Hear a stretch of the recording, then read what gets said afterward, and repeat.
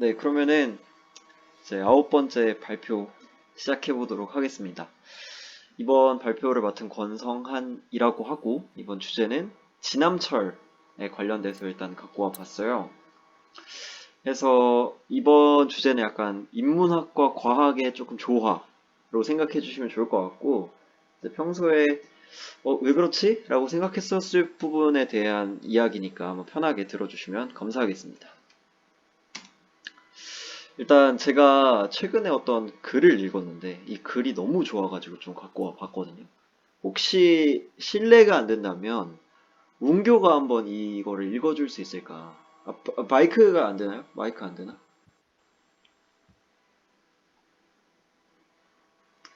오케이, 오케이. 그러면은, 아, 예찬님이 혹시 한번 읽어주실 수 있을까요?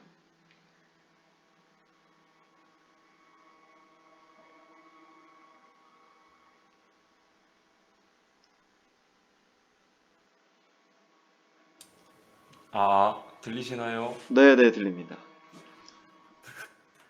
네, 읽겠습니다. 북극을 가리키는 진암철은 무엇이 두려운지 항상 그 끝을 떨고 있다. 여윈 바늘 끝이 떨고 있는 한 진암철은 자기에게 지니워진 사명을 완수하려는 의사를 잊지 않고 있음이 분명하며 바늘이 가리키는 방향을 믿어서 좋다. 만일 그 바늘 끝이 불안스러워 보이는 전율을 멈추고 어느 한쪽이 고정될 때 우리는 그것을 버려야 한다. 이미 지남철이 아니기 때문이다. 아, 너무 감사합니다. 일단 여기서 말하는 진암철은 저희 그 나침반 위에 올려져 있는 자석 있잖아요. 그 자석을 말을 하고 있습니다. 그 진암철을 사실 생각해 보면은 북쪽을 가리키고 있지만 계속 끊임없이 흔들리고 있잖아요. 흔들려 흔들리지 않는다라는 말처럼 저희 청춘들이 좀 내가 이 길로 가곤 있지만 이 길로 가는 것이 맞을까 과연? 내가 잘 옳게 가고 있는 건가? 라는 그런 생각들로 인해서 계속 떨고 있다라고 생각을 합니다. 그래서 이 글을 통해서 우리가 떨고 있는 것은 사실 끊임없이 우리가 계속해서 옳은 길을 가고 있는지에 대한 고뇌의 흔적이고 그러한 몸부림이 오히려 멈춰서서 부정과 부패에 타락되지 않고 끊임없이 이제 고뇌할 수 있다라는 부분을 나타내는 글인 것 같아서 이 부분을 좀 갖고 왔는데요. 여기까지만 끝내면 조금 아쉬우니까 저희 이공계는 여기서 하나 더 생각을 하겠죠. 무슨 생각을 하냐? 왜 나침반이 그럼 항상 같은 방향을 향하지? 살짝 감성이 좀 무너진 것 같은데 일단은 가보겠습니다. 나침반이 왜 항상 같은 방향을 향할까? 라는 질문을 할 수 있을 것 같아요.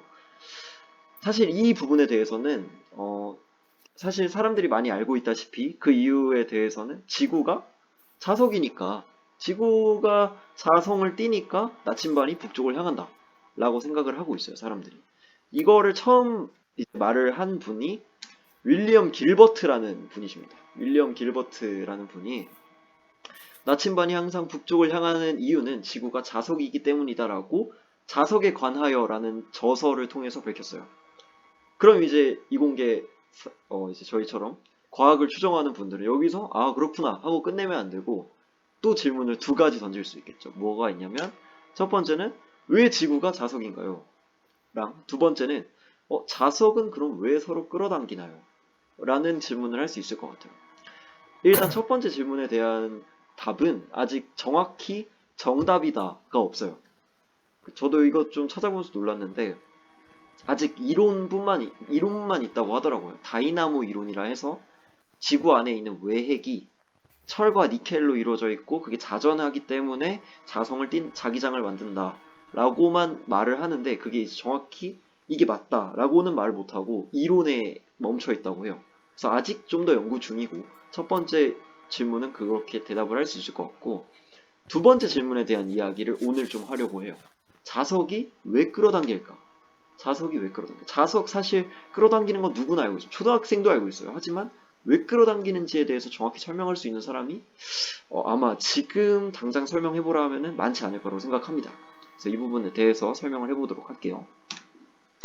말하기 전에 일단 이 실험에 대해서는 조금 다들 안다라고 가정하고 넘어가야 될 것 같아요. 이 부분에 대한 이야기는 저번 주에 맥스웰 방정식에 대한 이야기를 하면서 했었는데 그냥 결과만 좀 알고 있다면 웨르스테드라는 분이 실험을 통해서 전류를 흘리니까 자기장이 생기더라가 있고 패러데이라는 분이 자기장이 생기면 전류가 흐르더라 라는 거를 밝혀냈습니다. 그래서 이 부분은 이제 상식으로 갖고 있다고 생각을 하고 넘어가 보도록 할게요. 자, 일단 어쨌든 중요한 건 전류가 흐르면 자기장이 생긴다 라는 부분을 알고 있어야 됩니다. 그러면 저희는 이렇게 생각할 수 있을 것 같아요. 근데 자석 그 자체로는 전류가 흐르고 있는 것 같지 않은데 어떻게 자기장이 나오지? 이런 생각을 할 수 있을 것 같아요. 그러니까 전류가 흐르면 자기장 나오는 거 오케이 알겠어. 근데 자석은 그냥 가만히 있어도 자석인데 왜 자기장이 나오냐? 라고 생각할 수 있는데 이제 이 부분에 대한 첫 번째 풀이부터 시작하도록 하겠습니다. 자석을 계속 쪼개면 이제 하나를 쪼개면 또 n극 s극으로 나뉘고 또 하나를 또 쪼개면 n극 s로 또 계속 나뉘어지잖아요. 이거를 계속 쪼개다 보면 원자 단위까지 쪼갤 수 있어요. 이게 대략 27번 정도 쪼개면 원자 단위까지 간다고 해요. 생각보다 별로 안 되죠. 8번 이상 접으면 달까지 단다 뭐 이런 얘기 있는 것처럼 그런 것 같아요. 그래서 원자 단위까지 쪼갤 수 있다. 뭐 이런 말이 있는데 이 원자 역시 N극과 S극을 갖는다라는 게 중요한 겁니다. 왜냐면 자석이 부수면 N극만 따로 못 되잖아요. S극만 따로 못 되듯이 부수면 그게 또 N극, S극이 됩니다. 그럼 이걸 계속 쪼개면 원자까지 쪼갤 수 있을 텐데 원자조차도 그럼 N극, S극 떼야지 맞는 겁니다. 원자까지 갔더니 갑자기 N극이 된다, S극이 된다 하면은 이게 물리적으로 안 맞는 거니까 그렇게 가야 되는 거라서 그럼 원자가 N극, S극을 갖는가? 왜 같지?가 되는 건데 이거에 대한 설명이 이제 다음 페이지에서 이 그림으로 설명할 수 있습니다. 저희가 아까 말했던 것처럼 전류가 흐르면 자기장이 생긴다 라는 거는 저희가 이제 이해를 했죠. 전류가 흐르면 자기장이 이 오른손 법칙에 의해서 자기장이 위쪽 방향으로 생길 거 아니에요? 근데 원자도 가운데에 원자핵이 있고 전자가 그 원자핵을 돌잖아요? 그 전자의 회전이 지금처럼 시계 방향으로 돈다고 하면 전류는 반시계 방향으로 돌잖아요. 전자의 이동 방향의 반대 방향으로 전류가 흐르니까. 그러면 전자의 회전이 시계 방향이면 전류가 반시계 방향으로 가죠. 그럼 전류에 흐른다고 생각한다면 자기장이 흐르는 걸로 이해가 되겠죠. 그러니까 쉽게 말하면 전자가 돌기 때문에 전류의 흐름이라고 생각할 수 있고 그게 자기장을 만든다 라고 생각할 수 있게 되는 겁니다. 해서 자석이 왜 가만히 있어도 자기장을 띠는가? 전류를 흐르는 것 같지 않은데 왜 자기장이 나오나? 라고 한다면 원자로 이루어져 있고 그 원자 속에는 전자가 돌고 있기 때문에 자기장이 만들어진다 라고 설명하면 되겠습니다. 자, 그러면 이게 일단 첫 번째 질문이었던 자석이 전류가 흐르지 않는데 자기장을 띠는 이유입니다. 그러면 오케이, N극, S극 생기는 거 알겠어. 그러면 왜 N극, S극은 서로 끌어당기냐? N극과 S극이 서로 끌어당겨야 되는 이유가 있나? 라는 게 이제 이거에 대한 질문이 또 나올 수 있겠죠. 이거에 대한 설명을 이제 해보도록 할게요. 전기력과 자기력이란 게 있어요. 이거는 저희 고등학교 물리 시간 때 배웠던 것 같은데 전기력과 자기력이란 게 있잖아요. 전기력은 쿨롱의 법칙을 통해서 식을 작성할 수 있습니다. 자기력은 로렌츠 힘이라는 거 혹시 기억나실지 모르겠지만 로렌츠 힘이란 걸로 표현이 가능해요. 왼쪽 쿨롱의 법칙은 굉장히 간단하죠. 전하량 두 개를 곱해서 거리의 제곱만큼 반비례한다. 뭐 이런 식으로 쓸 수 있는데 로렌츠 힘은 Q 곱하기 V가 여기서 속도고 B가 자기장의 크기입니다. 자기장입니다. 그래서 이 자기장과 속도의 수직한 방향으로 힘을 받는다라는 게 이 식에 대한 의미고 그래서 결국엔 지금 그림 위에 있는 그림처럼 자기장이 이렇게 존재하면 속도와 자기장의 수직한 방향으로 전자가 지금 힘을 받는 걸 볼 수 있겠죠. 그래서 이게 로렌츠 힘인데 여기서 가정을 한번 해볼게요. 자, 보세요. 속도는 전자의 움직이는 속도입니다. 자기장은 이 자석의 자기장의 힘이면 자기장이면 만약에 제가 관찰자가 전자와 같은 속도로 움직인다라고 가정을 할게요. 전자가 이쪽으로 움직이는데 지금 오른쪽으로 움직이는데 나도 전자랑 같은 속도로 오른쪽으로 움직여요. 그럼 제 눈에 전자는 어떻게 보이죠? 가만히 있는 것처럼 보이지 않을까요? 그 예를 들면 이거예요. 회전 초밥집이 있는데 회전 초밥이 움직이는 그 회전 초밥이랑 나랑 또 똑같은 속도로 움직여요. 그러면 그 회전 초밥은 내 눈엔 가만히 있는 고정 초밥으로 보이겠죠. 이렇게 이해가 되시나요? 이해가 되면 네. 혹시 박수를 한번 쳐주세요. 오케이, 오케이. 그렇죠. 그러면은 일단 여기까지 이해가 되죠. 움직이는 방향이랑 같은 방향, 같은 속도로 움직이면 당연히 멈춰 있는 걸로 보이겠죠. 그러면 멈춰 있다는 건 뭡니까, 여러분? 속도가 0이라는 거죠. 그러면 이거 어떻게 돼요? 이거 벡터 곱인데 이 0이면 힘이 0이 돼요. 자기력의 힘이 0이 된다는 거예요. 자기력이. 그러면 내가 전자랑 같은 방향으로 움직이고 관측하면은 자기력이 0이 되니까 이게 위로 안 움직이나? 가 되는 거죠. 이거 F가 때문에 이게 위로 올라간 다음에 근데 속도가 0이 되면 이거 없어지는데? 그럼 내가 관측을 같은 속도로만 해도 물리 현상이 바뀌는 건가? 그럼 안 되잖아요. 근데 물리 현상이라는 게 내 관측하는 상황이 달라진다 해서 바뀌면 안 되는 거예요. 움직일 거면 언제든 움직여야 돼. 이거에 대한 질문을 던진 게 누구냐? 아인슈타인. 아인슈타인이 로렌츠 힘을 보고 다음과 같은 질문을 해요. 아까 말씀드렸던. 그래서 그것에 관련된 논문을 작성을 합니다.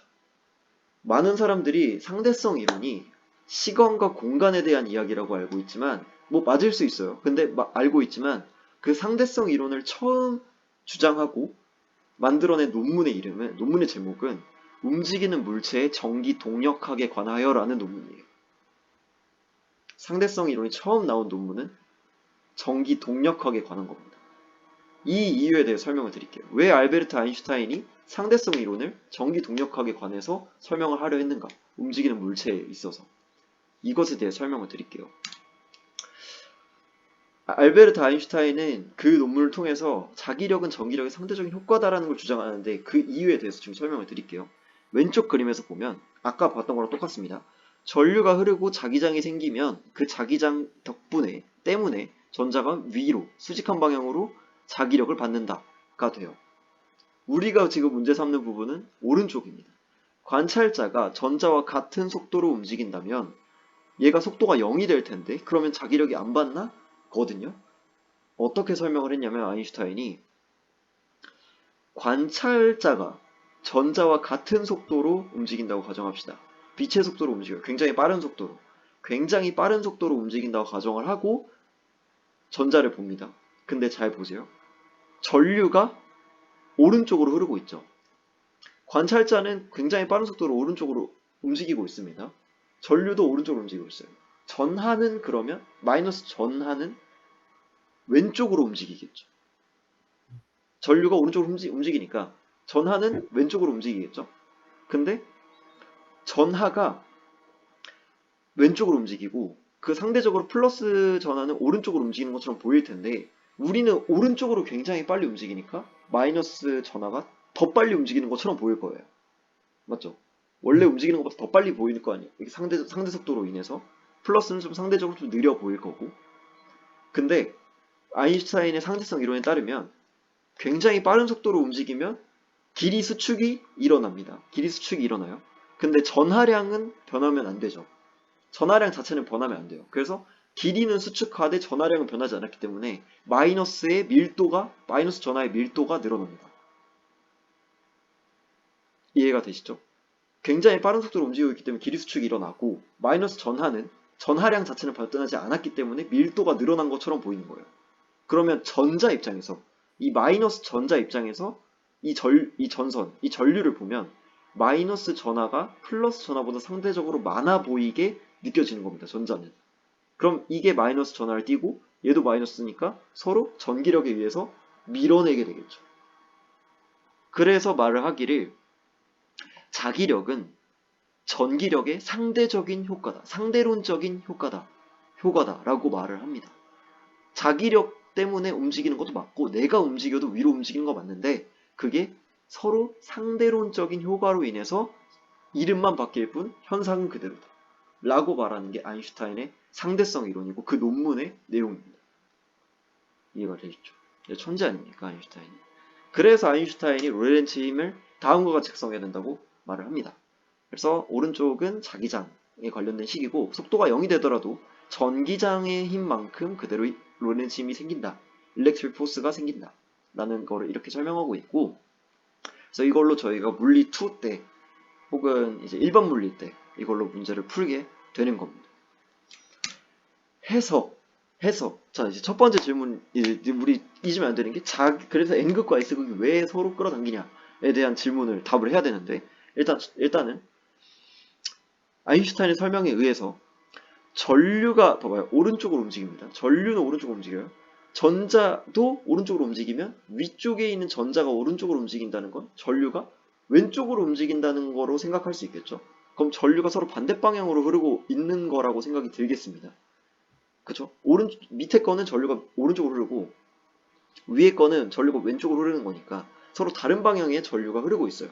이걸 B의 상황인데 이 상황에서 자기력이 위로 받죠. 밀어내는 방향으로. 그래서 밀어내는 방향이기 때문에 전류가 서로 다른 방향이면 밀어낸다가 되는 겁니다. 그래서 저희 뭐 이렇게 이거 FBI 뭐 해가지고 자기장이랑 속도랑 해가지고 힘의 방향이 이쪽입니다. 뭐 이렇게 외웠었잖아요. 문제 풀 때. 그게 사실 이것 때문인 거예요. 이것 때문에. 해서 서로 다른 전류의 방향이 흐르면 서로 밀어내고 반대니까 서로 같은 전류가 흐르면 끌어당긴다가 되는 거예요. 이게 이해가 됐으면 이것도 이해를 할 수 있습니다. 보면은 어쨌든 정리를 하자면 같은 전류가 흐르면 끌어당기고 같은 방향의 전류가 흐르면 끌어당기고 다른 방향의 전류가 다른 방향의 전류가 흐르면 서로 밀어내는 거죠. 근데 오른쪽 자석을 보면 자석이 돌겠죠. 이렇게 돌면 전자가 이렇게 돌면 같은 방향으로 돌기 때문에 전류가 같은 방향인 거죠. 전자가 같은 방향으로 돌면 전류도 같은 방향으로 흐를 거잖아요. 그래서 끌어당깁니다. N극과 S극이 그래서 끌어당기게 되는 거죠. 반대로 다른 방향으로 돌면 전류도 다른 방향으로 돌게 될 텐데 그러면 같은 극이 만나게 되고 그래서 N극과 N극이 밀어내고 S극과 S극이 밀어내게 되는 거죠. 정리를 하자면 결국 전자가 돌기 때문에 자기장이 생기고 자기력과 전기력은 상대적인 효과이기 때문에 자석끼리 끌어당기거나 밀어내게 되는 것이다. 가 이번 주제의 핵심이라고 볼 수 있겠습니다.